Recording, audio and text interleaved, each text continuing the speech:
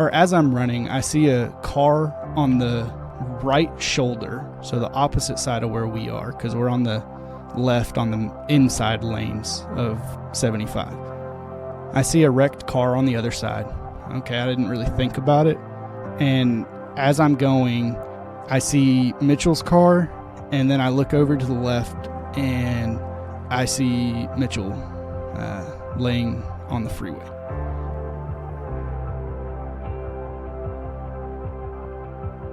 We don't know exactly what to do, but we know we're going to try. And so my partner had trauma shears, so we start cutting stuff off. I grab his head to try and stabilize it. And by this time, more people start showing up. And we're just trying to do anything we can. He hadn't moved. Couldn't really tell if he was breathing at this point.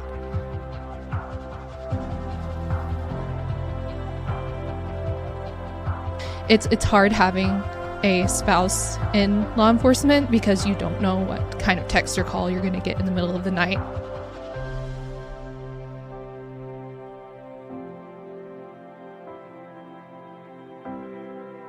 Sergeant Brian Price, he was out there, and he got out of his car about the same time, and he walked over to me, and he just gave me the biggest hug. And I just remember I told him, I was like, I tried, Sarge. I tried. You're listening to the ATO Bridging the Divide podcast, brought to you by the Assist the Officer Foundation. Since 1999, the ATO has given assistance to the first responder community. And now we want to give them a platform to hear their incredible stories. We also want to hear the stories of the many people that support us. Our community is small, but it is strong. We have differences. We don't always agree, and we all make mistakes. But together we can grow, we can heal, And we can learn from those mistakes. and together we can bridge the divide.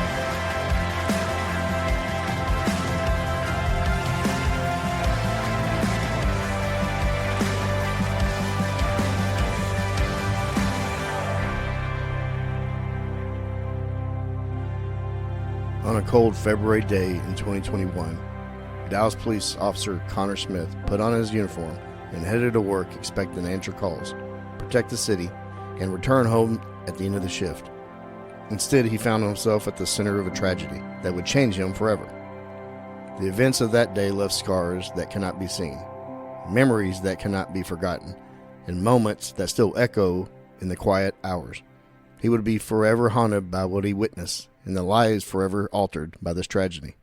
Yet, rather than allowing that pain to define him, Connor transformed it into a mission. He chose to honor those affected by dedicating himself to serving others, supporting fellow officers, and sharing the realities of trauma, resilience, and healing. His story is not simply one of survival. It is a testament to the strength of the human spirit and the courage required to carry the burden while continuing to answer the call to serve. Connor, welcome on. Thanks. Happy to be here. Well, I want you to introduce on your beautiful wife, Hello. Kayla. Tell the listener a little bit about yourself. Well, I am 28 years old. I am a school nurse. I've been a school nurse for, I think, like 5 years now, actually. Really love it. Love working with the kiddos, working with the school staff and all of that. And yeah, I'm happy to be here with you guys. What age children do you work with? So I'm with pre-K. So I work with 3-year-olds and 4-year-olds with special needs. Okay, wow. Mm-hmm. How long have you been doing that, you said? This current school I've been at, this will be my second year. The first 3 years I did elementary school. So kindergarten, pre-K through 4th grade. That's got to be tough, especially dealing with the special needs.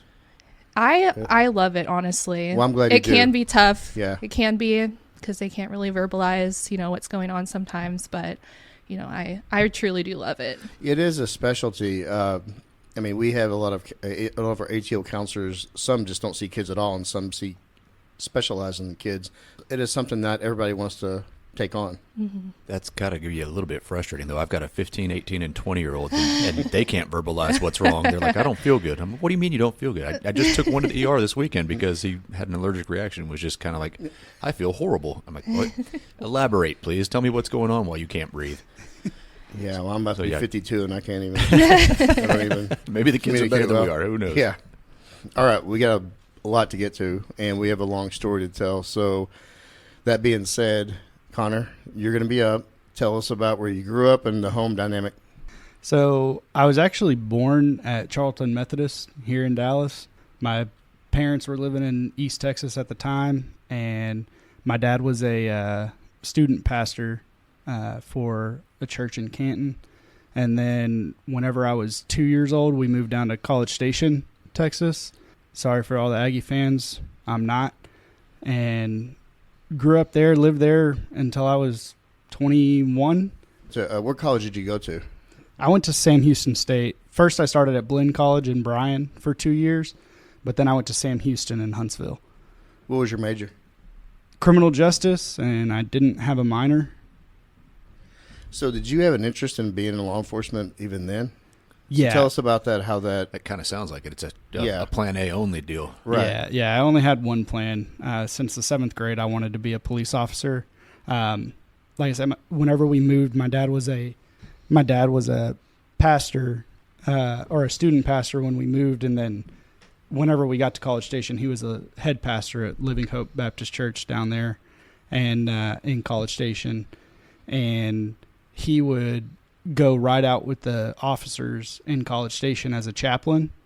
And back then, ride-alongs were a little different than they are now. And so he actually got to get involved in the fights. Clobber some folks. Yeah, and so he would come home and tell those stories, and I was just like, man, that's what I want to do.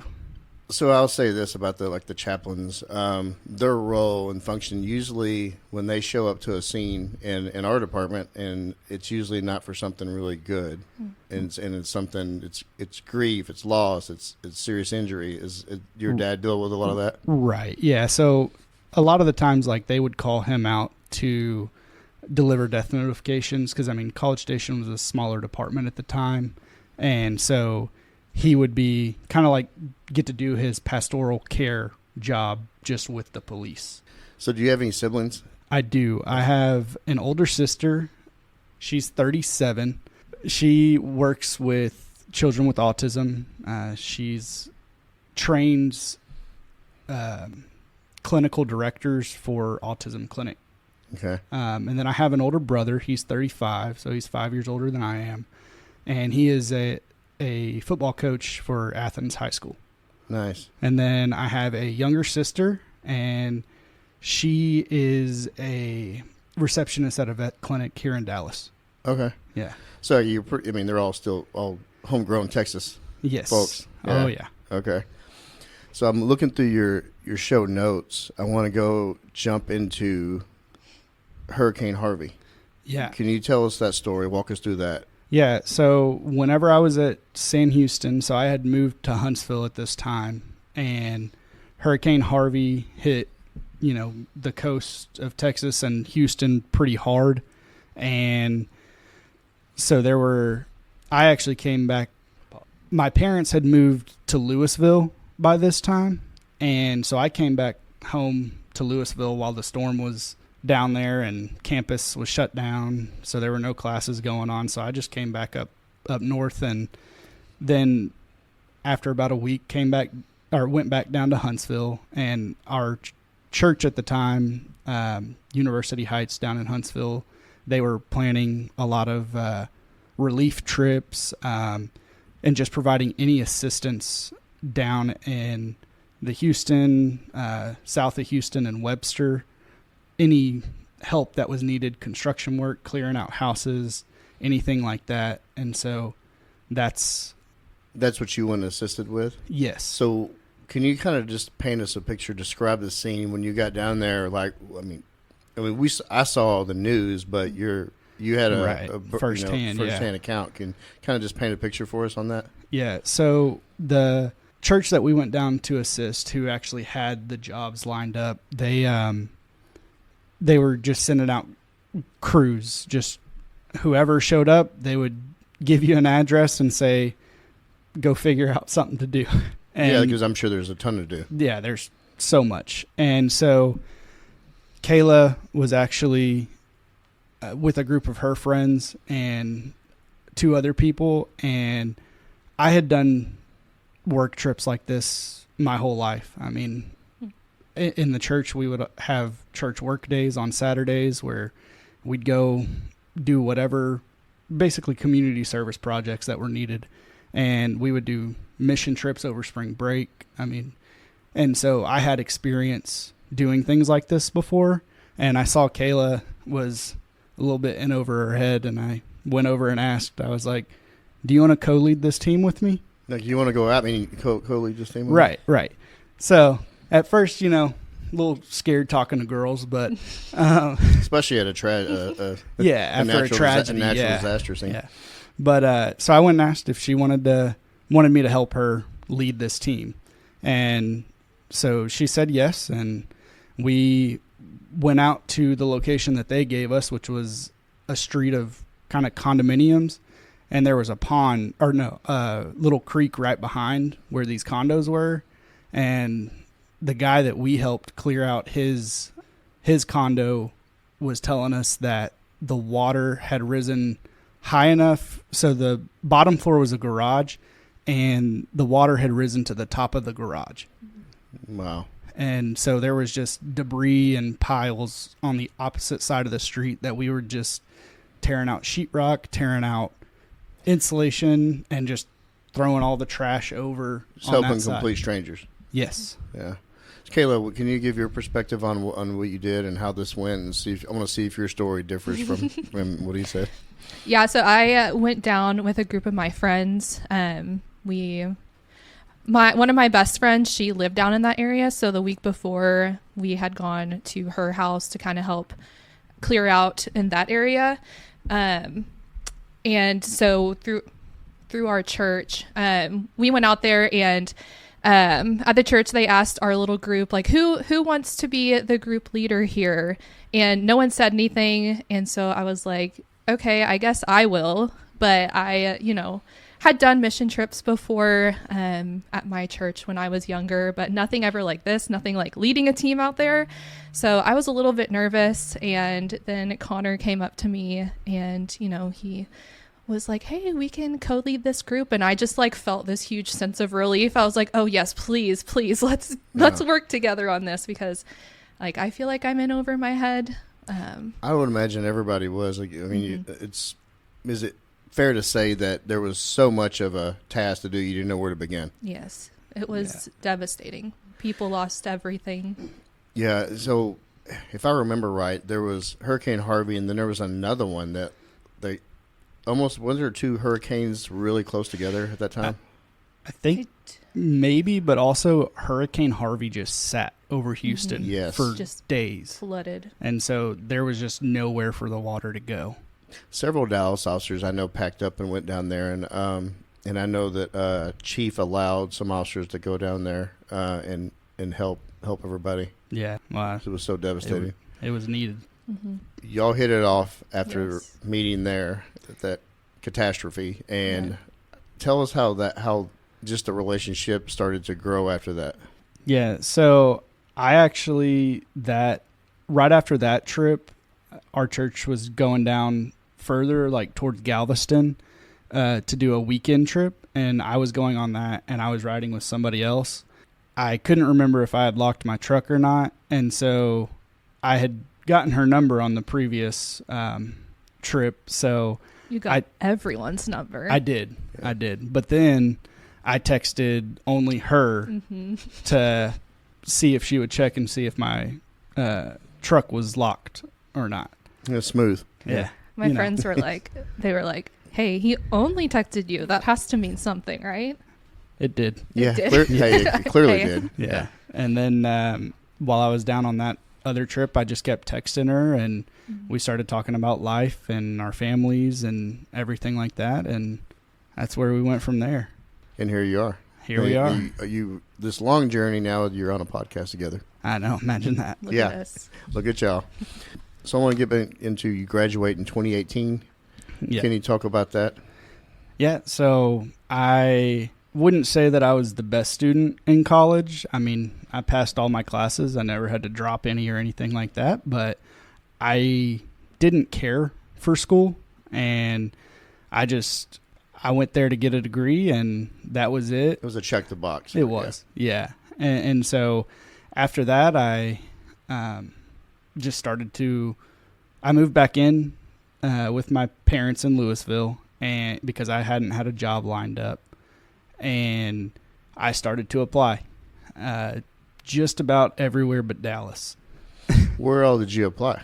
I went through testing with Irving, Flower Mound, Louisville, Carrollton. Think I submitted an application for Grand Prairie, but never heard anything back. 3 of those departments, I got to the oral board interview, and they told me that I needed life experience, which I'm like, how do I get life experience other than So the getting house a in the job? middle of Hurricane Harvey. I got more than right. you. How about Yeah. how does that not count? Yeah. But yeah, so I was trying not to go to Dallas, but then I submitted my application, and I was actually mostly done with the process of of Carrollton. They were going to hire me on as a jailer, and then after a year, send me through the academy to be a police officer. And I was waiting for my background to get done in Dallas, and they told me, you need to make a decision.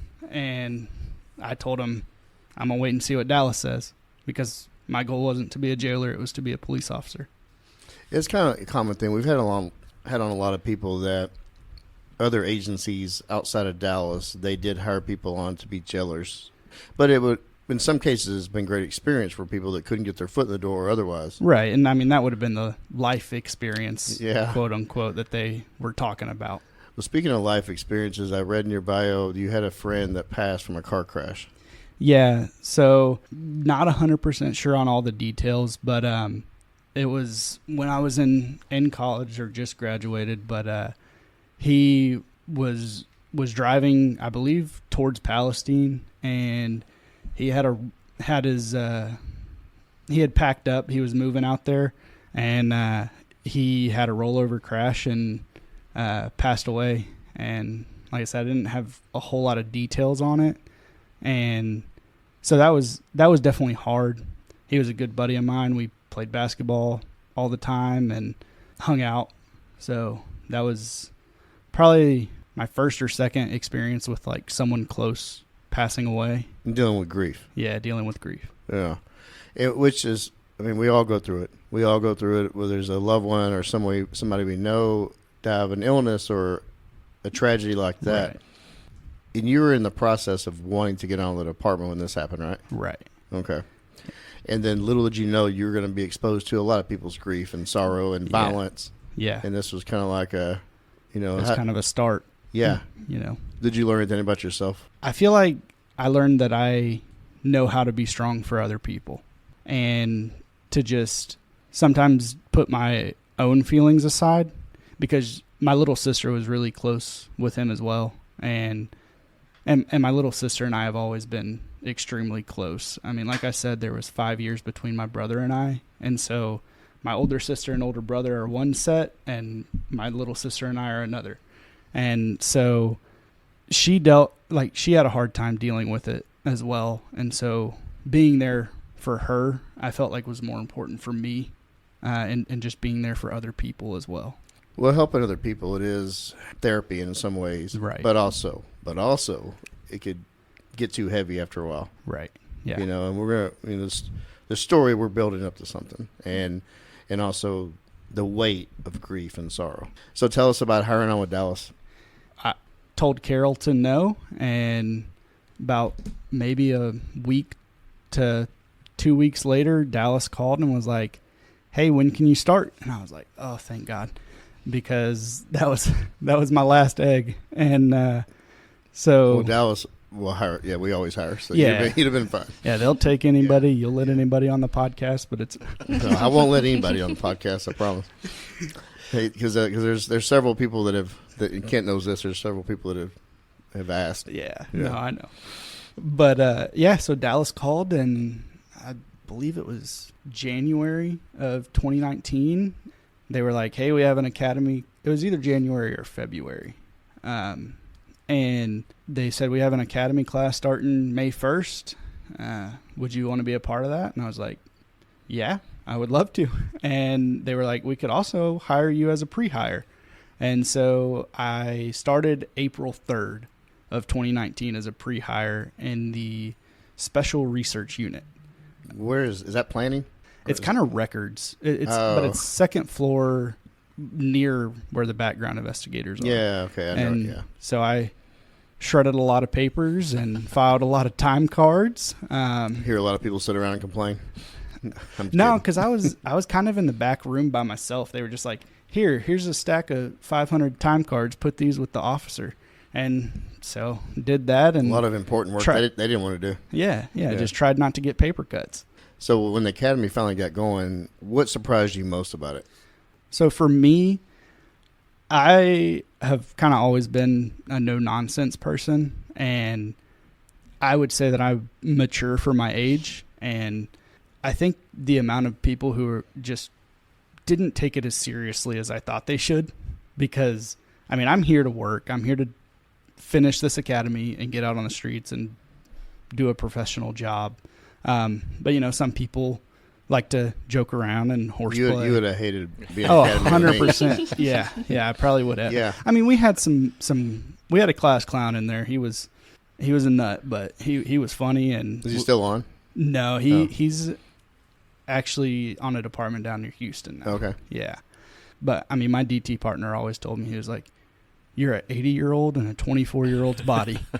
And so, because, I mean, I started the academy, I believe I was 23 when I started. And so I was one of the younger ones in there. I don't think I was the youngest. And we had a range from, I think 21 was our youngest, to 45. And he was that guy was a DFR arson investigator. Okay. So we had 4 of those in our class, 4 of the DFR investigators. But yeah, and so I wasn't sure exactly what to expect whenever I went in, but I just knew that I had to make it through that first Friday, breakout day. No, I had Senior Corporal Simmons, Kevin Simmons. Oh, yeah. He's a sergeant now. Mm-hmm. And then fugitive. Yeah. And then Senior Corporal at the time, Andre Taylor, was out there as well. We've heard of him. Yeah, once or twice. He runs a little bit. Yeah. He runs a little bit, and he punches really hard too. Yeah, I do. You had a big engagement during the academy. We did, yeah. So the time came where I was like, pretty sure I'm going to marry her. So I talked to my dad, and I'll give you all a little funny story. So my dad is a very, I don't know how to say it, like cheap, like he doesn't spend money. I think the fancy way is frugal. Frugal, yeah. Yes. And so I told him the style of ring that Kayla liked. And so he gets on his phone, and he's starting to look, and he's like, "What about this one?" He pulls up a ring from Facebook Marketplace. It's that $75, Dad. Yeah. Well, it wasn't quite that low, but I actually ended up getting that ring. Wow. It was like a $5,300 ring. Met the guy at Zales. Basically, he said it didn't work out, and so he was selling it, and so I got a breakup ring for lucky number 2, huh? Hey. Yeah. So some people's trash, another treasure. Yeah, exactly. I was gonna say. Yeah, but it was what she wanted, and so my dad helped me find that one. Hey, if you marry a woman that marries you for the ring, you found the wrong one anyway. Exactly. So the ring is just it's symbol. A symbol more than anything. So you're in the academy, and we had a global pandemic.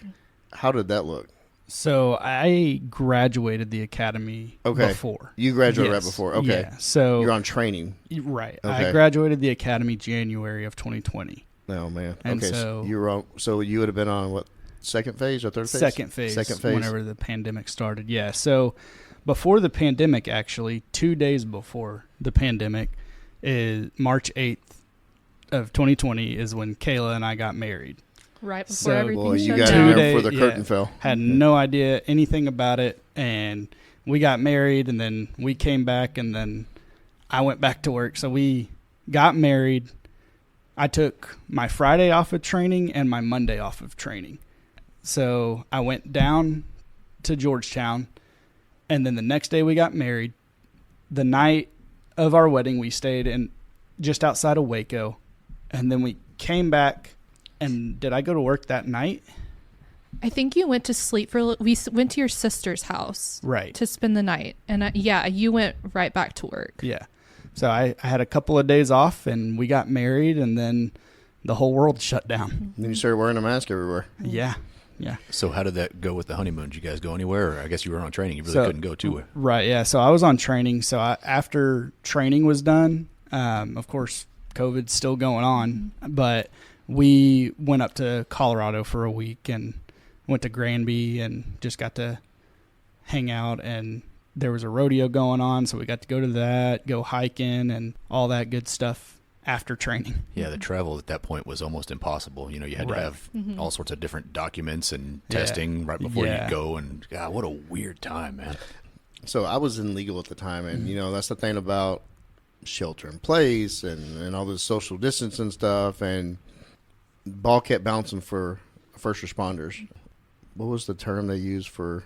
2 weeks to flatten the curve? Yeah, 2 weeks to flatten the curve. It was the best 2 weeks to drive to work ever. Yeah. Well, it was like, yeah. So No traffic. it was no traffic. It was like going. It was like that It was movie. like a ghost town, Like man. I Am Legend with Yeah. Will Smith. I mean, it was like driving to Dallas. It was like, Nothing. and then gas went down to like Right. That was like, nice. like around $1. Yeah. Yeah. Yeah, that was great. You know, working the streets, you're brand new. You're learning all these new things for real. You're not in the academy anymore, and now everything. And now there's nothing to do. Early on, there was still a lot of fear because I had. Right, I mean, right. the only thing that I did that was kind of dicey is going into. I had to go. Legal had to go into the jail, which is a big cesspool of Everything. It's of nasty everything. without COVID, yeah. Right. It's COVID and then some. You're out there on the street and you're encountering people. You know, tell us about how that went. Yeah. So I don't remember thinking about it a lot. I mean, I was out there. I had a job to do, and I mean, yeah, we had to wear masks, but 90% of the people had it pulled down below their chin anyways, or they used those little Had their nose hanging out. their neck sleeves or whatever that didn't stop Gaiters, anything. the Yeah, gaiters, the little yeah. gaiters. So I think there was just the aspect of I've got to go anyways. I can't just focus on that to where, I mean, yeah, at first we didn't know a lot about what COVID did or what it could do or how bad it was going to be. We knew it was pretty bad because, I mean, at least in my lifetime, nothing had ever shut down the world like this.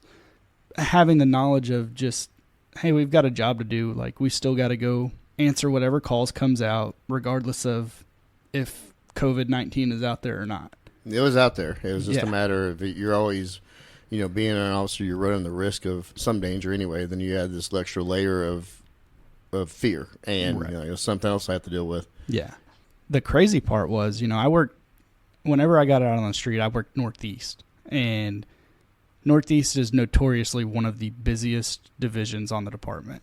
And It's got a little of everything. a little bit of everything. When you looked at the call sheet during that time, there was maybe 2 calls. And as soon as they came out, people were trying to grab them because they were bored. And, I mean, even in Northeast, that's just unheard of now. You know, you log on at Northeast and there's just pages of calls holding. Were people doing a lot of proactive work at that time? I mean, some people when they could, but I mean, I worked the middle of the night, and so people weren't going out really during the day. I mean, there was even less at night. But, you know, my trainer and I, we kind of would drive around White Rock Lake and catch the people that were sitting in their cars, you know, doing things. Curfew busters. Yeah. Yeah. Exactly. Yeah. Man, you got to be really hard up to be during Right. COVID sitting in a car messing around. Yep. So you talk about your trainer. It's a friend of the show, Sean Peace. Yeah. Some people might have heard of him. Yeah, maybe. Yeah. So, no, Sean was my third phase trainer. the first night I got in the car with him, he was like, "What haven't you done?" And I was like, "A lot." But I told him, I was like, "I haven't had a drug arrest." And so one thing about Sergeant Pease is that he is going to eat. He's going to make sure he can get something to eat. Well, Smart. the first thing we did was one of his friends in, I believe it was a friend in child abuse, called him and was like, "Hey, we got this guy in our interrogation room that we need somebody to take to jail." So we went down to the Child Advocacy Center and we took that guy to jail. Well, on the way back, that's when he asked me what I hadn't done yet. And he was like, "All right, I'm going to get you your drug arrest right after we get Angry Dog." Was the lockdown still going on, So, or was it just loosening up? It was just loosening up. Okay. Yeah. So there were definitely more people out, and people were coming out of their houses more, and restaurants were kind of opening back up, with, I guess, the closed tables and stuff like that. He called his friend, I believe was in the gang unit, and was like, "Hey, my rookie needs a drug arrest." So we went and ate, and then his friend called him back, and he was like, "Hey, I got your drug arrest." So we drove from Deep Ellum at Angry Dog and all the way up to Skillman at Lita, and he had told his friend, "Hey, don't search this guy. I want my rookie to do it." And so they had searched him. Well, they didn't find anything on this guy, and he was going to jail for a warrant anyways. And so Pease was like, "All right, we'll take him." But, as is a good practice, maybe not always a common practice, you search your prisoner. So Right, at that yeah. point, he became my prisoner whenever we decided to take the arrest. And so I was searching him and not finding anything, and I was still sort of fresh out of the academy, so I was like, "I'm going to take this guy's socks off." And sure enough, a little baggie of meth was in there. Wow. And so he was definitely glad that I found it and that it was not found at the jail. The other two officers were not very happy that I found it because they've been on longer than I had. And Yeah. Tough tea. They'll get over it. Yeah. Oh, yeah. I don't even remember who they were, honestly. Yeah. So that was your first drug arrest.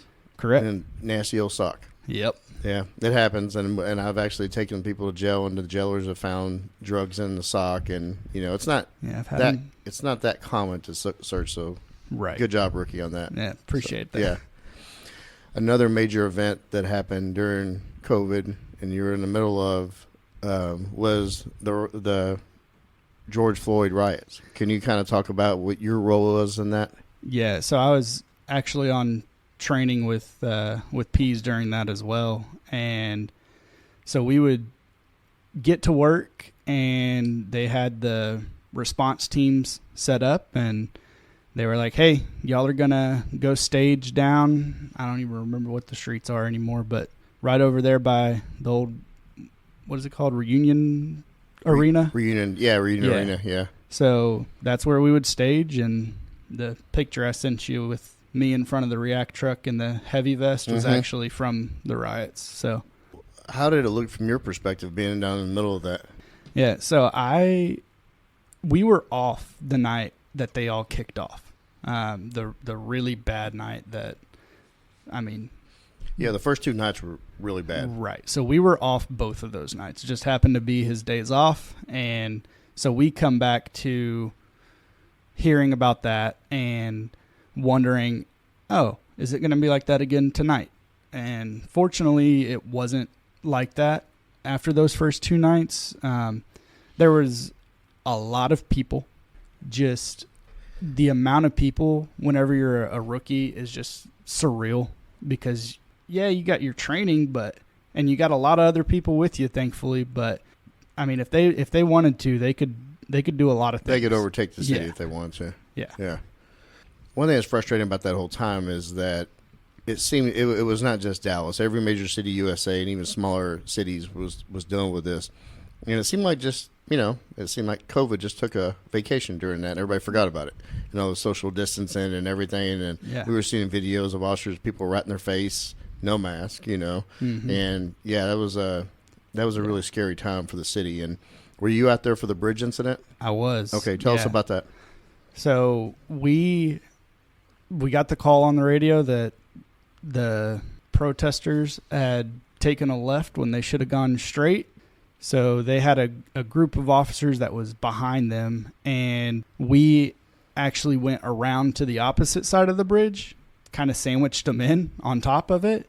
And I just remember that if you had an open cut, it hurt because SWAT was out there just gassing it. Yeah. And but Pease and I actually got separated at the time, and because one sergeant just told me, "Hey, start cuffing." So I had flex cuffs, and I just did what I was told and kept going through those. And then they were like, "We don't have anything to do with all these people. Like, we can't put them anywhere." And so finally Pease and I linked back up, and he was like, "Where did you go?" And I was like, "I was just handcuffing people." But yeah, it was crazy because just knowing how many people were out there, and they're trying to go one way, we're trying to push them the other way, but there's cops on the other side trying to push them still. And so I think eventually we just let them cross the bridge because they just went into Bishop Arts at that point. Yeah, my brother was out there on that bridge in DPS, and he said that like in a matter of few minutes they like totally trashed the bridge with spray paint and damaging those bridges, which are fairly new. Yeah. He said, it was like locusts coming in, just destroying things. Yeah. So, was there a fear at that point that we could lose this city? Yeah, like I said, I don't know that I ever felt that, but I know that people did. Yeah, well, I mean, Kennedy talked about it, and Matt Smith, they were out there in SWAT, and they counted how many. I mean, they had their watches, how many steps they went through, and Kent, you were out there in the middle of that as well. I mean, it was a nightmare for the city, and I would say we've seen cities across the country burn and a lot of damage. Yeah. And we were very lucky, but I think the people that are out there were so prepared, and there were so many lines drawn in the sand. Yeah. We weren't going to let it happen to the city. Right. And I mean, I remember they would come out over the radio and just be like, "Hey, we just had a pallet of bricks dropped off at this intersection," and then you hear squad cars getting overtaken and burned, and people getting hit by the bricks and everything, which had a horse hit with concrete. Yeah, horse. It was a unique scenario where the crowd mostly didn't want to do anything the police told them to, but they still did what we told them to do. Right? So if you said, "Hey, you can't go this direction, you got to go this direction," they pretty much complied with it. You'd have a couple that would stand there and yell at you and scream and throw some stuff, but for the most part, the other people were like, "Okay, we're going to go this way then." Right. So the thought of losing the city never entered my mind. I mean, it was very possible for sure. There was just way too many people for us to control with a 3,000 person department, and we didn't have everybody out there. Yeah. But it was like they were against you, but also still listening to what you were saying. Like it's like there was different rules for different things. Yeah, it was the whole, "I'm going to do what you tell me to, but I'm going to complain the whole time." 100%. Yeah. Sound like cops. I'm just kidding. We're still hiring. Yeah, we're still hiring. Caleb, can you talk about, were you watching all this unfold on the news? I was. I remember. I was. I remember watching the bridge incident, and it was a time filled with a lot of anxiousness for me personally, just because people were crazy during that time, and I feel like unpredictable, and I was worried that something would happen to Connor because I knew he was out there in the middle of it. Yeah, it was scary. I got asked to come in and basically stay here and handle all of the anybody that was arrested, any charge. I was down on the first floor having to process those folks. Busy. Yeah. Well, every charge that came out of that, I had to have my hands on all those, and it was a mess. Yeah, well, we made it through. Yeah, and we learned a lot about that time too. And looking back now, we have 6 years of looking back. It was saying, man, Yeah, we could do this better next time. Yes, and hopefully we will. Hopefully there's not a next time. Hopefully there's not a next time.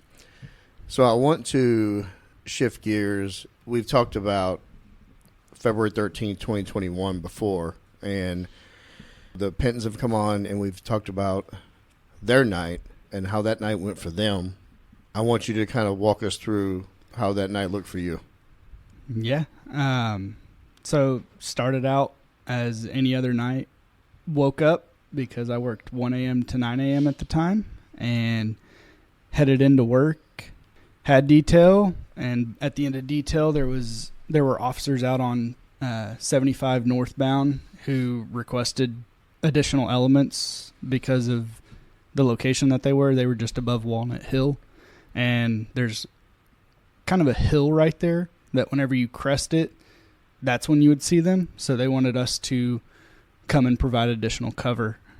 I had a little T partner that night, and anytime that I had a little T partner, I gave them the option if they wanted to drive, they could, because they just got off of training and had been doing all the reports. So I didn't mind doing reports if needed. And so we went out there. We volunteered to go out there. Our element was Alpha 215. And we got out there, tried to provide additional cover for these officers. And as we are sitting there, Mitchell Penton is behind us, and he's probably 25, 30 yards behind us at this time. He comes up to our squad car, and he's like, "Hey, I'm going to loop around. They're still coming over this hill kind of fast." Okay. Yeah, like, don't think anything of it, right? Also, I will note that it was extremely cold this night. I think at one point it was 11 degrees on the car. And so he looped around, didn't think anything of it. And I'd say maybe 5 minutes later, a TxDOT salt truck comes and pulls in front of our car. And we're like, "Dude, you can't do this right now. We got it blocked off." That's our thought. And he gets out and is waving his arms. And I'm like, okay, what's going on? So I get out, and he just says, "Hey, your officer got hit back there." My initial thought is, I was like, okay, like, what do you mean? Is he in his car, or, what's going on? And so my little T partner gets on the radio and was like, "Hey, we just got told an officer got hit. We need an ambulance." And I was like, we probably need more than an ambulance. So I got on the radio and was just like, "We need cover code 3. Like, get anybody you can out here." And so little T partner gets back in the car, starts backing up down the highway, and I just took off running.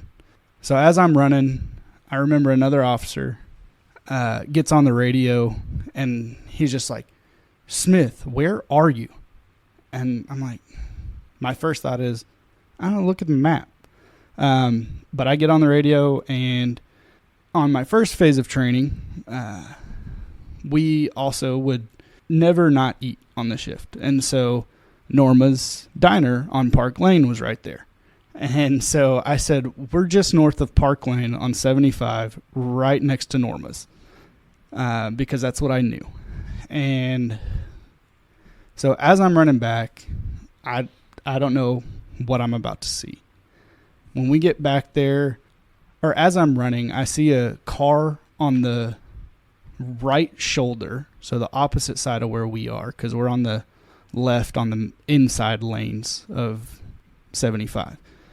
I see a wrecked car on the other side. Okay, I didn't really think about it. And as I'm going, I see Mitchell's car, and then I look over to the left, and I see Mitchell laying on the freeway. Was he by himself? He was. Yeah, so he didn't have a partner, and he was the last car in our line. So right about the same time that I get there by running, my little T partner pulls behind where he's laying, and we both get to Mitchell, and he's not moving. We don't know exactly what to do, but we know we're going to try. And so my partner had trauma shears, so we start cutting stuff off. I had gloves on, the blue regular gloves, and I grab his head to try and stabilize it. And by this time, more people start showing up. And we're just trying to do anything we can. He hadn't moved. Couldn't really tell if he was breathing at this point. There was steam coming out of his mouth, but like I said, it was 11 degrees too. And so I don't know who, an officer handed me gauze, and I started to wrap his head because I knew there was blood there. And then I pulled my hands away because somebody else was like, "Here, let me take over." Okay. I pulled my hands away, and I just remember my gloves being purple. They were just covered in blood. At that point, I believe a care flight ambulance stopped to see what they could do. And we had obviously already called for the fire department to come, and they were trying to navigate their way through the traffic because we had all but one lane closed down at this point in time. After that, I don't fully remember that immediate moment after that, after the care flight ambulance got there. But I do know I stepped away whenever the fire department gets there, and whenever I remember for some reason that whenever they lifted him up on the backboard, his leg was broken, and that stuck with me. And by this time we've got a good amount of officers there, so they load him into the ambulance, and my partner and I decide that, hey, we're going to go down there as well.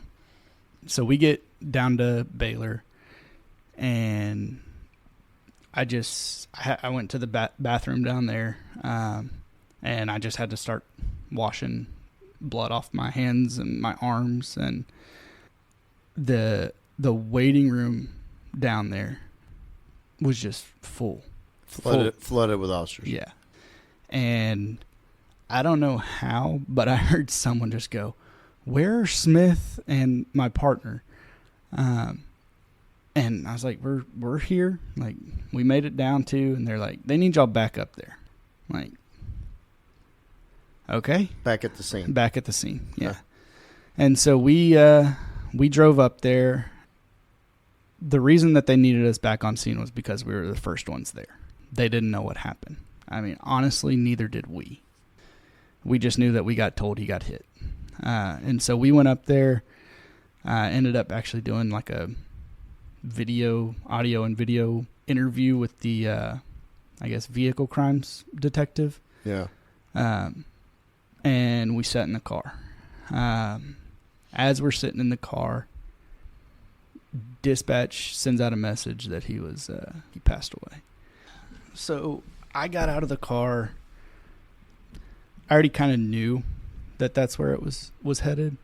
But the finality of it. Yeah, but that it actually has been announced. And so I just remember, I didn't talk to him about it, but I'm going to say his name. Sergeant Brian Price. He was out there, and he got out of his car about the same time. And he walked over to me, and at the time, he's lost some weight now, but at the time he was a bigger guy, and I'm not a small guy. And he just gave me the biggest hug. And I just remember I told him, I was like, I tried, Sarge. I tried. And I think that, because what can I say? I just, there was nothing else I could say to him other than I tried. And he just said, I know you did. And so after that, I don't remember who, but another sergeant came up to us and was like, "Hey, y'all are good. We don't need y'all on scene anymore." And so I asked my little T partner, because that sergeant told us, you can either go to the hospital or go home. And So I asked my little T partner what he wanted to do. And so he said he wanted to go home, and I was like, yeah, it's fine with me. And so I left, and as I said, my dad's job as a chaplain was a lot of what happened. And so I called him. It was between 3 and 4 in the morning. I just called him bawling, and just driving home, and just telling him everything that happened. And of course, my shift doesn't end until 9, and I walk in the door at 4 in the morning and scare Kayla to death because anytime you wake her up, she jump scares. Don't fully remember what I told you, but I know I told her that an officer died, and because I was putting all my stuff in the washing machine. There wasn't much more that I told her that night. I got in the shower and laid in bed and stared at the ceiling for a couple hours until my eyes got too heavy to stay awake. Connor, thanks for walking us through that. I mean, and I know you left a lot out. Yeah. Did you know Mitchell? I did not extremely well, but I did. We worked on the same watch, answered calls, covered each other. You left the scene to go to the hospital to be with everybody, and you got called back because it had turned into an active crime scene. Correct. It goes from an injured officer to death of an officer to it is still an active crime scene because it was a drunk driver that hit Mitchell. Right. Kathy said in her and Tim's episode that the night that you went in on February 13th, when you went into work, you did not come home the same person. We're going to get into how the weight that you carried from that night and what you still carry and how that looked for you. But I do want to ask Kayla, like, you're the person that he comes home to, and you had to absorb what he went through. Can you talk about that? Yes, I remember that night. I think it was like around 2 a.m. or something. I remember looking at my phone, and you had texted me and saying that, hey, just want to let you know there was an officer injured. If you hear about it, it wasn't me. Which I feel like it's hard having a spouse in law enforcement because you don't know what kind of text or call you're going to get in the middle of the night. But I remember him coming in. I think I got out of bed. I remember vividly being like right outside our bedroom, and he looked at me and he said that Penton passed away. And I remember we just hugged and he cried into my arms.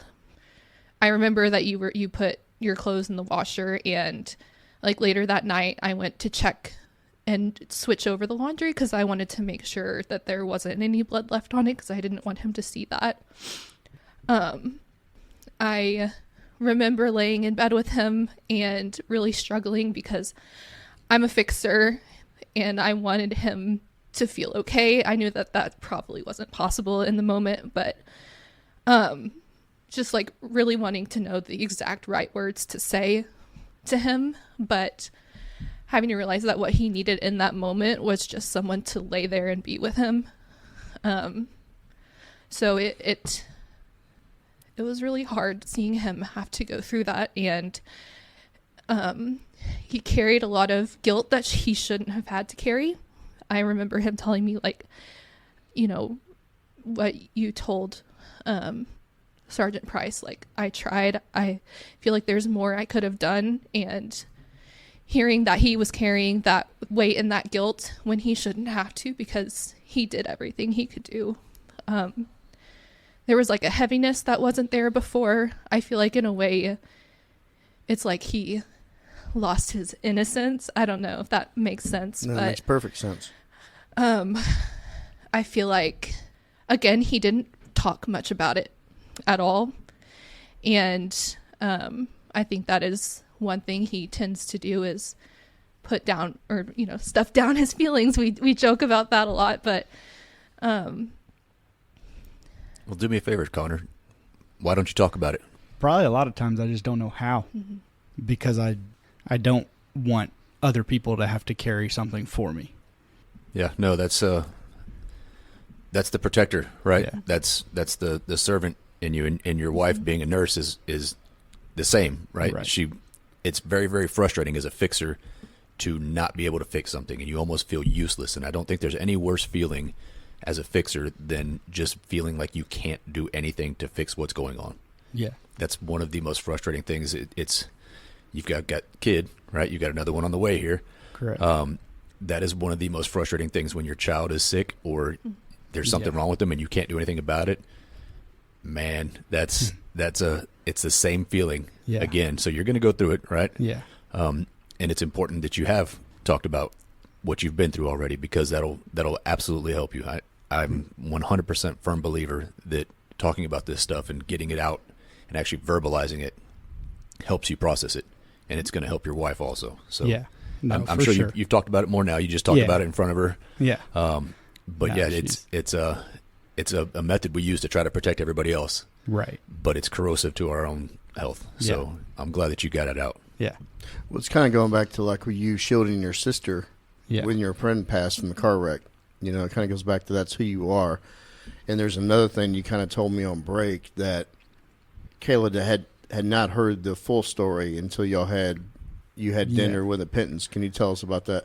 Yeah. So I believe I reached out to them and I just told them, I was like, hey, if y'all want to know what happened, I'd be willing to tell you.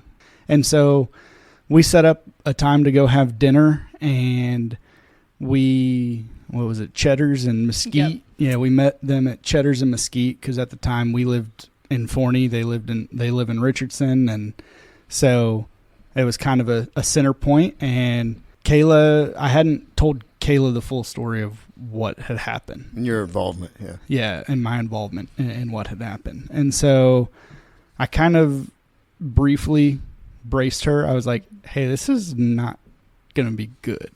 Which, you know, I looking back now, I wish I would have told her, more. Maybe not everything, but more before this. So we got to dinner with them, and I told them just about the exact same thing I just went through here. And she got in the car afterwards, and she was like, Connor, I had no idea. And I felt bad. Why? Because she's my wife, and you know, I don't want to keep anything from her, let alone, you know, something as traumatic as this. Just because, you know, like she said, she's a fixer.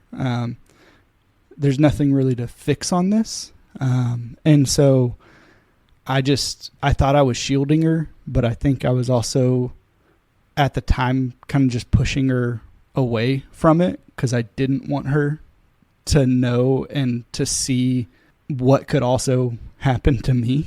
So you're torn because you didn't tell her, but you're also torn because you told her. Right. And that's where it's really difficult, because there's a balance there, right? Yeah. And we want to protect our spouses and our families from all the evil that we see, but at the same time, we feel guilty for not being honest and forthcoming about everything. Right. But I don't want to tell you everything, and there's man, it's a tough line to walk. Yep. And line that I'll walk for the next however long. No, it's so normal though to want to shield your loved ones from the tragedy, the grief, the violence. You know, we've lost several officers in Dallas PD's history, and so many officers were actually there to witness it and there to try to save that officer's life. And you know, you did all you could. Can you talk about the relationship with the Pentons and how that's grown since this happened? Yeah. I'll just take you back to where it started. So I didn't know Tim and Kathy or Sydney or Garrett before this, and I didn't meet them at the hospital. I went to the viewing of Mitchell, actually, and I went up to them and I told them, hey, you know, I was the first responding officer to Mitchell that night, and at first Tim didn't say anything, but he gave me a big hug, and he just told me, he was like, it's not your fault. And the fact that he was saying that to me at the viewing, you know, a few days, a week later, I mean, I didn't understand it, because I was so upset just that it happened in general. And this father was just showing me just that nothing I did was right or wrong. I did what I could. He told me, he was like, if he was walking into QT, he could have had a heart attack. It was just his time. And for someone to have that perspective so soon after was really just helpful in a way. And since then, we've gone to the Mitchell's End of Watch with them every year. You know, we'll go out there and stay for a couple hours.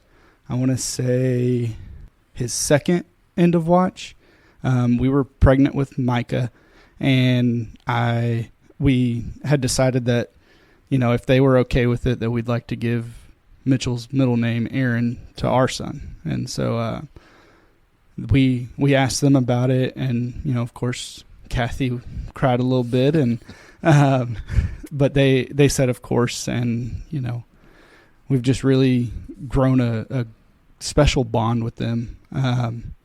And I think even to this day, you know, Kathy will just, man, I'm so sorry that you had to go through that. And it's like, no, I'm sorry you had to go through that. It's just like it's more, I'm sorry we had to go through that, because right. she went through it as well in a different way. But yeah, and I mean, I know that anytime I can call them and talk to them about Mitchell or about anything, I mean, they kind of just became another set of parents, if you will. And I know that they're like that for many of the officers that, you know, were either at their house afterwards or just his academy classmates or anybody that knew him. They definitely like to stay connected and stay involved with the Dallas Police Department and just the police profession. Yeah. Yeah, they do. Yeah, they're showing up at every event, and all of our Sissy Officer Foundation events they're at, and they're always wanting to be there for us.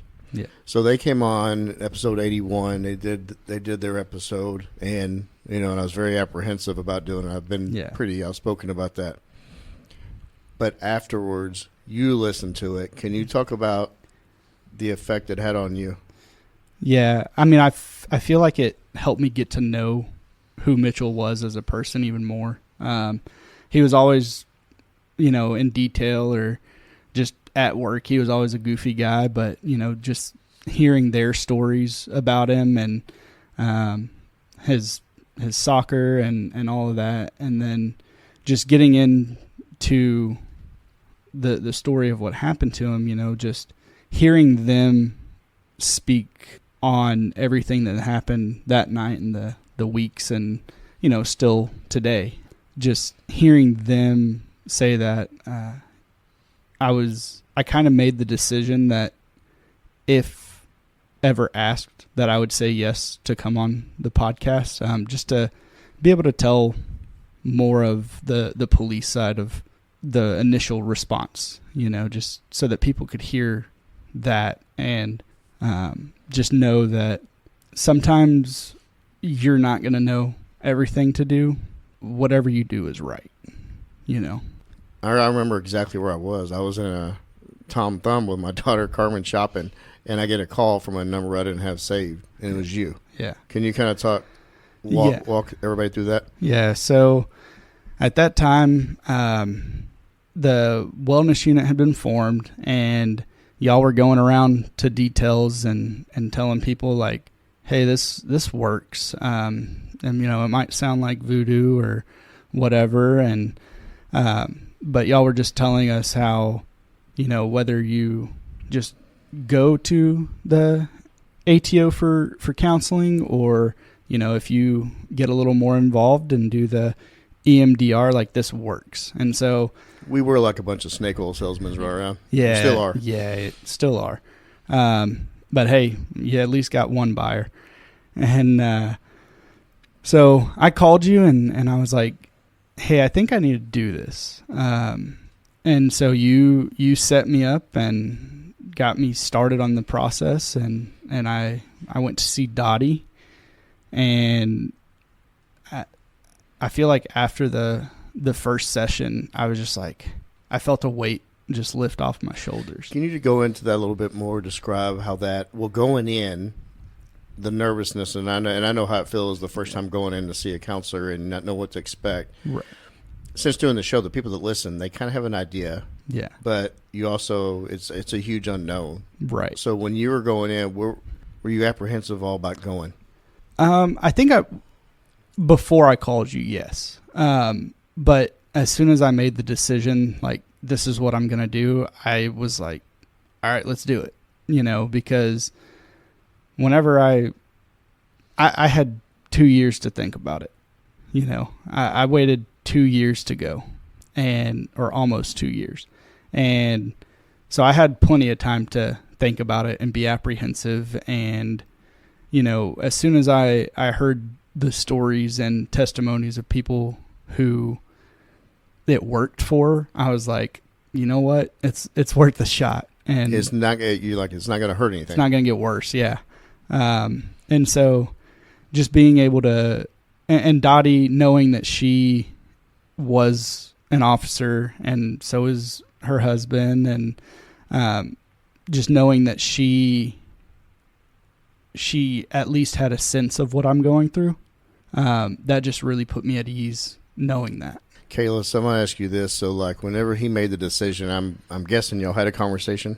Mm-hmm. And how did that look? And what were you thinking as far as the support? Finally. I think throughout those 2 years, I had mentioned maybe going to therapy because I knew you were struggling just with the nightmares and getting some flashbacks. And I think also just some, like, shorter temper, I guess. But I knew he was skeptical about it. And so when he came to me to tell me he was interested in doing it, I was all for it. I'm like, yes, 100%. Like we said, it can't get worse. Like, just throw the kitchen sink at this thing and see what happens. No, I'm glad. And we have actually talked to so many people that their other half, off air, then they're like, yes, finally, whatever snapped to get them to reach out, they're glad that snapped. Did you realize that you were losing your temper easy? Looking back, just small things could just set me off, and it's like, I felt the same way, and I didn't realize it at the time. And I was just like, when I was finally better after talking and processing everything, I was like, man, I really did fly off the handle a lot. Yeah, I was a jerk. It just certain things would trigger me very easily, and I was like, why am I so angry about it? Like, this isn't that big a deal. It's not like nothing really happened, but I'm over here just pouting about it. I really felt like a fool after looking back on it. No, for sure. So you go in to see Dottie. Did you ask for an autograph of Steve Claggett? Oh, of course. Good. I got my like the little cards the baseball cards that they used to have. I had his. The Dallas SWAT TV show poster. For sure. Yeah. So how did it look whenever you went in? How quick did she want to get into EMDR with you? Almost immediately. It was there was maybe like a 5-minute conversation, and then she was like, all right, let's do this. And I was like, okay. So the first visit? First session we did, yeah. Yeah. Because we had kind of talked on the phone a little bit beforehand. And so I think, and then obviously having other people tell me like, hey, this is what you want to do. I was just kind of like, that's what I want to do.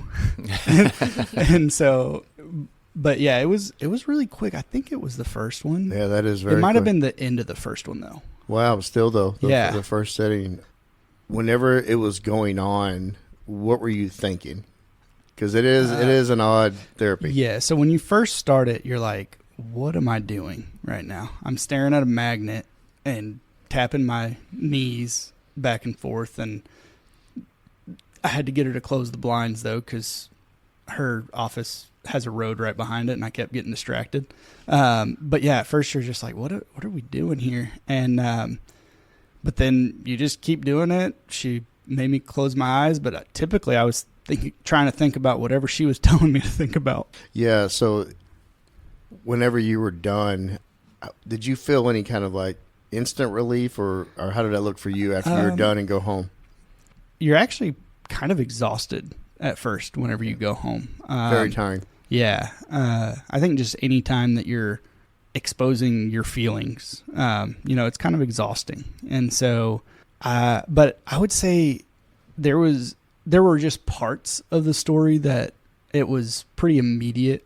Like whenever I talk about my hands being purple from the blood, I used to not be able to talk about that without just vividly seeing the image of my hands. And now it's like, yeah, I know what it looks like, but I can also just file that away a lot quicker and process it quicker if I think about it or talk about it. So that one was pretty quick. That was your trigger, right? Yeah. As he's going through this, is he coming home and kind of telling you about, hey, look what I learned today in school? Not really. No, he kept that to himself. I mean, I remember him telling me how exhausted he was, and that, I mean, I can imagine it's a lot. Did you have any weird nightmares or dreams, not nightmares, but dreams after doing this? Not that I remember. Okay. No. And I didn't really have many nightmares. I had a couple, but most of it was just like when I thought about it, like when I was awake would be where my struggle was.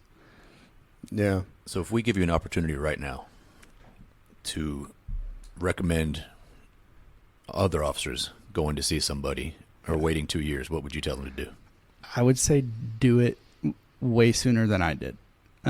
So probably right after it happens would be a good suggestion. And now that I know, if anything like that ever happened to me again, I would be like, hey, Dottie, it's time for another one. Yeah, for sure. No, Yeah. and she's always welcome. Yes. I mean, she's just pulling people in constantly, so I don't know how she keeps a schedule, but she seems to move mountains to get people in and take care of them. And Yeah. that's really what I wanted to hear was Go quick. as soon as you can. Yeah. I mean, once you obviously right afterwards, it's difficult to even think about yourself at that point. There's so much other stuff going on, but Yeah. as soon as you start to realize that there might be an issue, Yeah. I really try to stress, go establish that relationship Yeah. before you need that relationship. Yeah. As soon as you start having trouble just thinking about it, because there's plenty of calls that I've been on that were definitely tragic, but I don't think about it the same way that I did this. It wasn't this was just something that I couldn't get to leave my mind even if I tried, and so I needed help to do that. Well, the death of an officer and any line of duty death, the people that are there and you are a part of that and you always will be a part of that, it hits different. Yeah. It hits different. And I would tell officers, first responder spouses out there that, ATO provides counseling for them as well. And I would highly recommend going before you get into a crisis situation. You don't have to endure the death of an officer or the constant calls, the constant violence you're exposed to, the grief of others. You're carrying that. Yeah. And it's just different levels. And then when you're carrying it at home, guess who's usually affected by it most? And that's who's waiting on you. Yeah. So, yeah, I'd highly recommend it. And I'm glad thank you for talking about that. We just talked about the tragedy of death, but now we're going to talk about the beauty of life. Can you tell us about the birth of Micah? So when we first found out that we were pregnant, we were just ecstatic. I mean, we had planned to try and have a kid, and whenever we found out, it was just an amazing feeling knowing that. When was that the first appointment? Very first. Yeah, our first appointment with our OB at the time, not our OB anymore. We did the ultrasound, and they kind of kept the screen away from us. And so, I mean, we didn't know this is our first kid. And so ultrasound tech lady. It sounds official. Yeah. It's got to be the right term. And they sent us back into not the waiting room, but the room. And the doctor came in and just bluntly was like, "Did you know y'all had twins?" no. Well, one of them passed away at about 6 weeks. And it was just like, so how's the other one? The other one's okay. It's like, your delivery is terrible, lady. And so that was a weird feeling. You know, we were, on one hand, we were grateful because we knew we had a healthy baby. But on the other hand, we learned that we lost a baby. That you didn't even know about. That we didn't even know about. Yeah. What a whirlwind. That was just a weird thing to go through at the time. And of course, I didn't know what that would mean for Micah or anything like that. And so I went to work that night. I didn't know. And so I talked to my sergeant, and he was like, go home. I was like, yeah, probably. That's a good sergeant. Yeah, he was a great sergeant. And so throughout that pregnancy, you know, he was measuring small, and we had to go to extra doctor, the maternal fetal medicine doctor. And I can tell you this much, Kayla will be able to tell all of this a lot better than I can. So just fill in the gaps. And so we went there, and they just kept measuring him, and they made the decision that we should induce. And so they put us down on the schedule for the induction, and apparently everybody decided to go into regular labor that day. And so they were like, no, y'all hold off. And so we waited, and then they were like, yeah, y'all can come up now. And so being there, and, you know, I got to cut the umbilical cord and everything. And He was really great supporting me through all of that. Yeah. Really good coach. It was just incredible to see. And then whenever she birthed them out, he was just beautiful. I mean, just, it was amazing. Yeah, I remember, you know, and I talked to Kennedy about this whenever Kennedy had his firstborn, Hannah, and he was like, you know, people always say, oh, he show you a baby. Oh, it's a baby. But when you first look at your child and you actually see something that you created, Yeah. it definitely hits differently. Yeah. And now you have another baby on the way. Can you tell the listeners about who's up next, and very soon? Very soon, yes. I'm 36 weeks, 2 days. So, I mean, I guess she could come any day now, but hopefully not. Hopefully she'll cook a little longer. But yes, her name is Madeline, and Madeline Stevie. We're very excited for her to make her appearance. We're very excited for Micah to become a big brother. I think he's going to be a wonderful big brother. Yeah, I would say we're recording this on 7/28, 2026. And what is your due date? Your official due date? August 23rd. Yeah. So Good possibility we have a She baby might by be the time here. people hear this. yes, it did cross my mind whenever we were because we've had to reschedule a couple of times, and I was like, man, and I looked at the bio, and it reminded me of how far along you were, and I was like, man, is this the way this luck has gone getting us scheduled? Yeah. We're gonna Do this in the delivery room. yeah.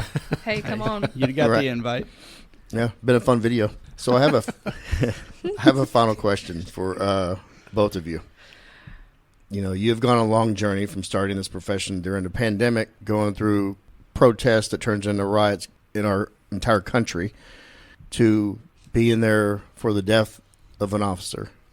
What advice would both of you give to officers out there that may be struggling, and if they're on the fence about reaching out, what would you tell them?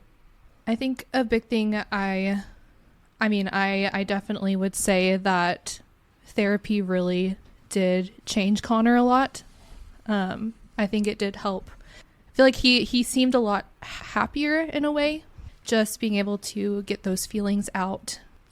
I know it's easier said than done, but talking to your spouse and maybe not, sharing all of the details. Okay. This experience, what we went through, has, I feel like, helped our communication a lot. I feel like he is more open now with what he's going through. I mean, I do think that reaching out and getting help and going to therapy and talking with your family, I mean, that, is very healing. Yeah, and I mean, I would just say don't wait like I did. I carried it for a long time on my own. Your family, they're able to see the news. They see the Facebook updates. They see any social media post about officers getting injured. You can't completely shield them from everything that happens. So they know what happens, but it's better for you to be able to tell them and be like, explain what happened, in your life, or on that call or that shift. And so you chose them for a reason, because I love my wife, and that's why I chose her. And being able to tell her and be open with her, maybe not about everything, that all the details, but just being able to communicate and tell her the things that will help in the long run. If you feel like you're struggling, just reach out to me, reach out to Joe. Joe has my number. He can send it to anybody. But reach out to somebody and get the help that you need, you need, and the help that you deserve for doing a career that not a lot of people want to do, and that's extremely challenging at times. Hey brother, hey sister, I'll never give up on you. Hey Mrs., hey mister, I'll see this all the way through. No matter how far the sun and the moon, I'll never give up on you. Down when you're lonely, I'll pull you up. Life leaves you heavy when the going gets tough. I'll be your shoulder, together we'll run. Up from the bottom, yeah, we'll rise above. Hey brother, hey sister, I'll never give up on you. Hey Mrs., hey mister, I'll see this all the way through. No matter how far the sun and the moon, I'll never give up on you.